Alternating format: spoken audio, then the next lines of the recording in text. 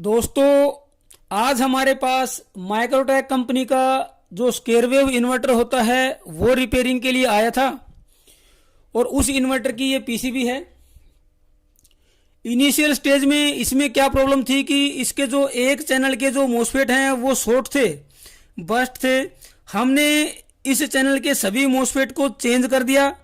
जो 100 ओम की रेजिस्टेंस खराब थी उसको भी हमने चेंज कर दिया, क्योंकि फॉल्ट थोड़ा ज़्यादा था, इसलिए BC 547 और जिन्नर 15 वोल्ट का ये भी शॉर्ट थे, चेंज कर दिए।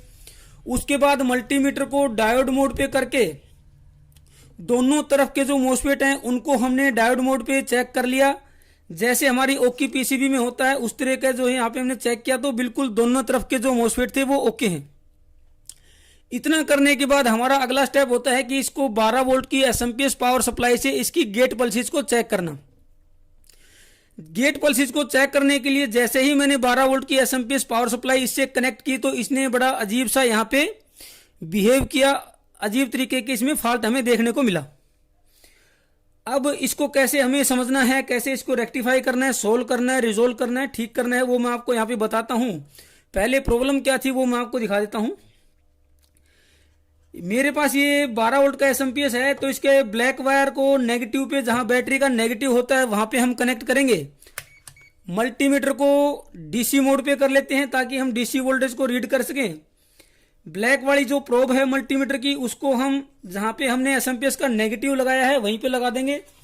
ये यहाँ पे नेगेटिव लगता है बैटरी का। एसएमपीएस की वोल्टेज चेक कर लेते हैं।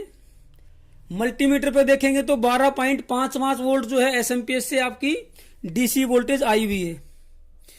अब मैं इसको कनेक्ट करता हूं हमारे इन्वर्टर की पॉजिटिव से, जहां पे हमारा रेड वायर पॉजिटिव लगता है।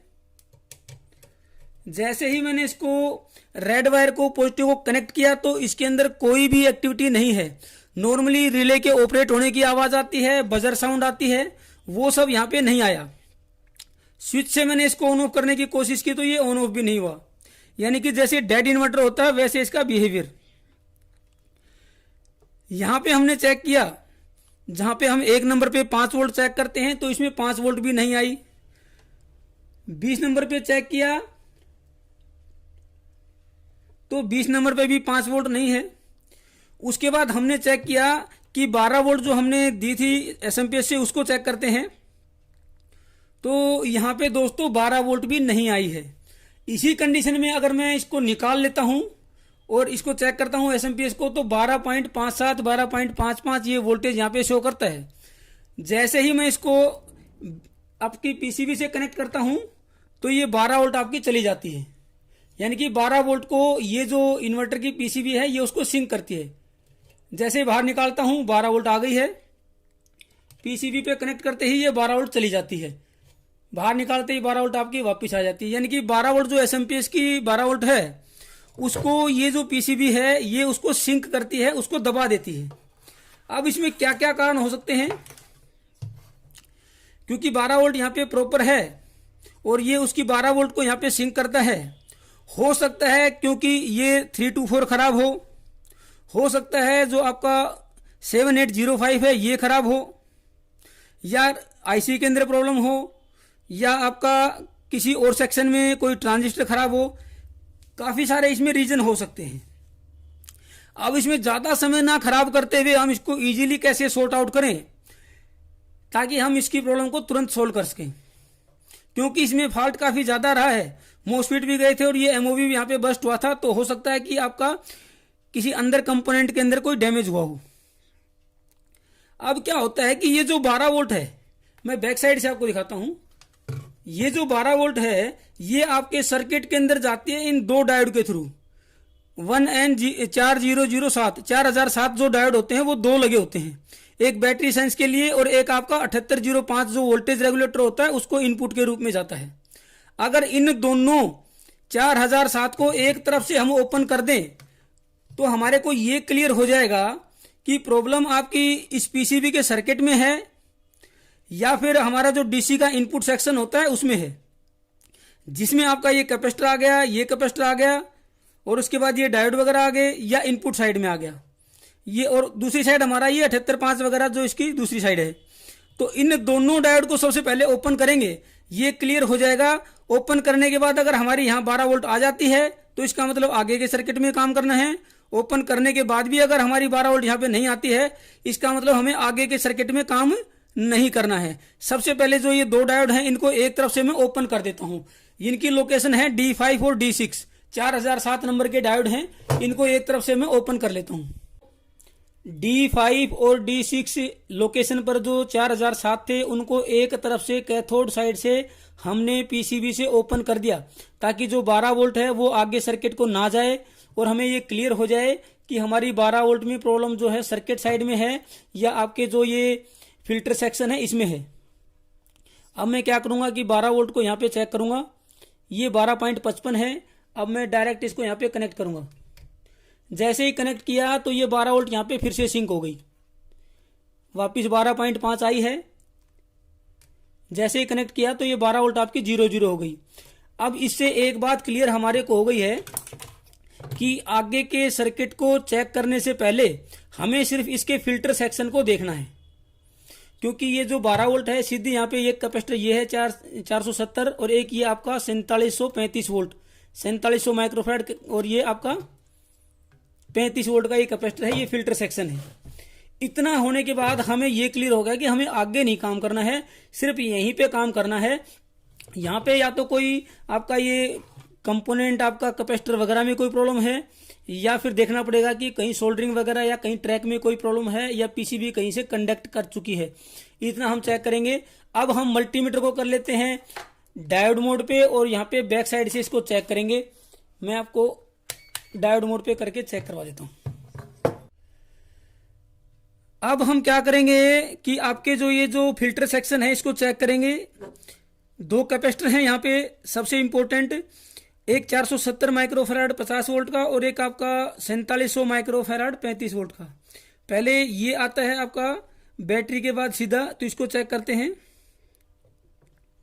162 इसकी वैल्यू यहाँ पे ये फिक्स शो कर रहा है, जबकि कैपेसिटर का बिहेवियर होता है कि जैसे ही हम इसको मल्टीमीटर से कनेक्ट करेंगे तो वो धीरे धीरे चार्ज होता है, दूसरी साइड से कनेक्ट करेंगे तो वो आपका धीरे धीरे आपका दोबारा से दूसरी पोलैरिटी से चार्ज होता है। दूसरी तरफ से कनेक्ट किया तब भी ये 162, यानी कि कुछ प्रॉब्लम तो यहीं पे है। ये कैपेसिटर दोनों तरफ से 162 दिखा रहा है, तो ये कुछ प्रॉब्लम है। 4700 वाले को चेक करते हैं। 4700 वाला ये 0.000 शो कर रहा है। कैपेसिटर इसके बाद कुछ समय वेट करेंगे तो यहाँ पे इसकी वैल्यू बढ़नी चाहिए, लेकिन इतना वेट करने के बाद भी इसकी जो वैल्यू बढ़ी नहीं, तो हो सकता है कि ये कैपेसिटर खराब हो, शॉर्ट हो। और वेट कर लेते हैं थोड़ा, इतनी देर में तो इसकी वैल्यू बढ़ जानी चाहिए। दूसरी तरफ से देखते हैं, इस तरफ से भी ये जो है 000 शो कर रहा है, लेकिन इसकी वैल्यू यहाँ पे बढ़ नहीं रही है। हो सकता है इस कैपेसिटर की वजह से ही, इस कैपेसिटर की शॉर्ट होने की वजह से ही दूसरा कैपेसिटर भी वैल्यू जो है बढ़ा नहीं पा रहा, चार्ज नहीं हो पा रहा, डिस्चार्ज नहीं हो पा रहा।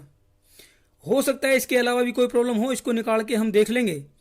उससे पहले ओके में क्या होता है वो मैं दिखा देता हूं, ताकि हमारे को ये क्लियरिटी आ जाए कि ओके पीसीबी में किस तरीके से बिहेव करेगा। ये कैपेसिटर है यहाँ पे छोटे वाला 470/50,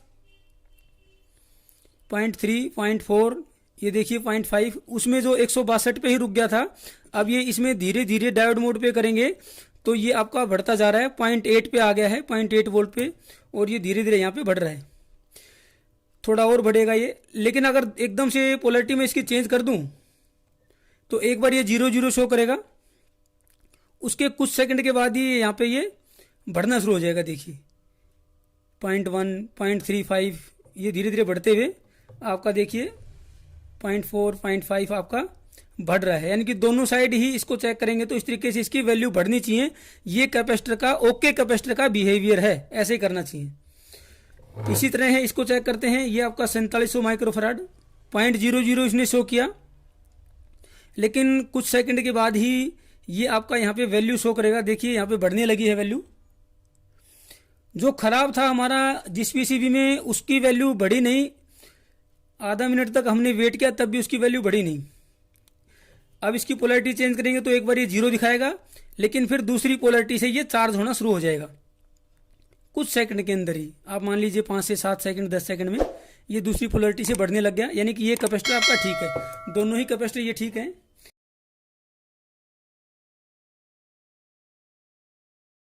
ये 0.002 ये यहाँ पे शॉर्ट दिखा रहा है, यानी कि ये कैपेसिटर ही खराब है।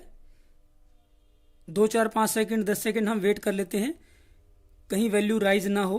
0.005 यानी कि ये कैपेसिटर यहाँ पे दोस्तों ख़राब है। इतनी देर में इसकी वैल्यू राइज होनी चाहिए थी और जल्दी जल्दी राइज होती है। ये कैपेसिटर यहाँ पे ख़राब है। ये कैपेसिटर हमने यहाँ से निकाला है, ये कैपेसिटर यहाँ से, इसको चेक कर लेते हैं। तो यहाँ पे वैल्यू 0 नहीं है, तो इसका मतलब ये अब कैपेसिटर की ही प्रॉब्लम थी। अब हमने जो 2 डायोड यहाँ से ओपन किए थे D5 D6 4007 के, उनको हमने वापस लगा दिया है और इस पीसीबी को बिना कैपेसिटर लगाए ही चेक कर लेंगे, क्योंकि हमारा जो एसएमपीएस होता है उसमें भी कैपेसिटर होता है, फिल्टर कैपेसिटर, और आपकी बैटरी खुद में ही अपने आप में एक काफ़ी बड़ा कैपेसिटर होता है। अब इसको बिना कैपेसिटर लगा के चेक करते हैं। तो जैसे ही मैंने इसको कनेक्ट किया तो यहाँ पे बजर साउंड भी आई है और रिले के ऑपरेट होने की भी साउंड यहाँ पे आई है। अब हम इसको मल्टीमीटर को डीसी मोड पे कर लेते हैं। पहले तो स्विच करके चेक करते हैं। ये ऑन ऑफ यहाँ पे होने लगा है। अब इसकी गेट पल्सेस भी चेक करेंगे तो वो यहाँ पे आसानी से चेक कर सकते हैं। 3.7 3.8 इसकी गेट पल्स है। दूसरी साइड भी आप चेक कर सकते हैं। यानी कि इस कैपेसिटर के अंदर ही प्रॉब्लम थी। दोबारा से वेरीफाई करवा देता हूं मैं आपको। यहाँ पे जैसे ही इस खराब कैपेसिटर को मैं लगाऊंगा ये फिर से आपका बंद हो जाएगा। वर्किंग कंडीशन में भी लगाऊंगा तो ये आपका बंद हो जाएगा। अभी मैं आपको दिखाऊं कि ये ऑन हो रहा है। यहाँ पे इस कैपेसिटर को यहाँ पे लगाता हूं मैं, बंद हो गया। अब ये ऑन ऑफ नहीं हो रहा। देखिए कैपेसिटर को लगाते ही, लाइव डेमो में यहाँ पे दे रहा हूँ। कैपेसिटर को मैंने जहाँ पे लगता है वहाँ लगा दिया। अब ये ऑन ऑफ नहीं हो रहा है। कैपेसिटर को निकाला तो ये फिर से आपका सर्किट यहाँ पे पूरी पीसीबी काम करने लगी। इस कैपेसिटर की नेगेटिव साइड है, पॉजिटिव साइड है। ये करके लगाया, ये बंद हो गया, निकाल दिया, फिर से चलने लगा। तो अब इस कैपेसिटर को तो हम यहाँ पे निकाल के रख देते हैं। इसकी जगह पे दूसरा कोई 4700 माइक्रोफेराड और 35 वोल्ट का ओके कैपेसिटर यहाँ पे लगा देंगे और हमारी ये पीसीबी यहाँ पे रिपेयर हो गई है। उसके बाद हम इसको अपनी जिग पे इसकी चार्जिंग डिस्चार्जिंग सब चेक करके कस्टमर को ऑफर कर देंगे। अगर आपको इसी तरीके से रिपेयरिंग के अलग अलग अप्लाइंसेस के वीडियो देखने हैं तो 450 के लगभग हमने वीडियोज अपलोड कर दिए हैं। अलग अलग अप्लाइंसेस के वीडियोज को आप हमारी चैनल की प्लेलिस्ट पे जाके सभी को देख सकते हैं। अगर आप नए हैं तो सबसे पहले चैनल को सब्सक्राइब कर लें, बेल आइकन दबा दें ताकि लगातार आपको नए वीडियोज की नोटिफिकेशन मिलती रहे। थैंक यू दोस्तों।